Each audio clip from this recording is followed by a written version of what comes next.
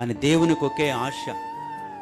పరిశుద్ధుడుగా నా దగ్గరకు వచ్చావు, పరిశుద్ధుడు అయిన నీవేం కావాలంటే సంపూర్ణుడివి కావాలి. పరిశుద్ధుడిగా పాపిగా నా దగ్గరకు వచ్చాడు, నా రక్తంలో కడగబడి పరిశుద్ధుడైనాడు. ఇప్పుడు ఈ పరిశుద్ధుడైన వాడు ఏం చెయ్యాలంటే సంపూర్ణుడు కావాలి. అందుకే భరిస్తున్నాడు. నన్ను భరించట్లేదా నా ప్రభు? ఎన్నో అవిధేయతలు, ఎన్నో అతిక్రమాలు, ఎంతో నీచమైన స్థితి.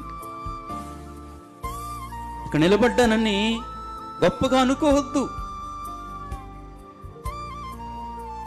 సంపూర్ణుడివి కావాలి. ఈ భూమి మీద బ్రతకాలంటే నా జీవం నీకు కావాలి. అందుకే ఇక్కడ ఏర్పాటు చేశాడు. ప్రతి ఆదివారము ఆ జీవాహారము తిని, యేసయ్య అనలేదా, పరలోకము నుండి దిగి వచ్చిన జీవాహారము నేనే.